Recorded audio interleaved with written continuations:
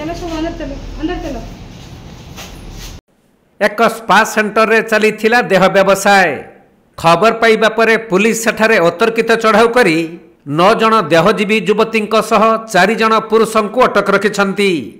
तबे स्वामी स्त्री साजी एही स्पा सेंटर चलाउथबा 2 जन फेरार होई जिबारे सक्षम होइछंती। जगतसिंहपुर जिला पारादीप तारिणीगड़ा निकटरे थिबा गोल्डन नामक एक स्पा सेंटर रे देह व्यापार चलीथिबा पारादीप आदर्श थाना पुलिस खबर पाइथिला। तेणु विलंबित राति सेठारे चढ़ाऊ करी स्पा भितरु अनेक आपत्तिजनक सामग्री सहित 9 जन देहजीवी युवती और ग्राहक होई आसीथिबा 4 जन को काबू करिबारे सफल होइथिले। किंतु स्वामी स्त्री साजी दीर्घ दिन धरी एही स्पा चलाउथबा जने पुरुष और महिला पुलिस को चकमा देई खसी पळाइछंती। परे पुलिस काबू करिथिबा समस्तंकु थाना को आनी अटक रखी अधिक तदंत करुछंती।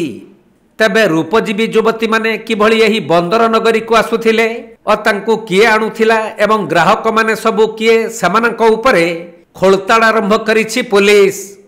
सेपटे बंदर निषिद्धांचल को बहु जहाज आसुथबा बेले सही जहाज रे आसुथबा किछि लोक माने स्पा को जाई मोटा अंकर टंका बदल रे देह सुख पाउथिले बोली कहा जाउछि।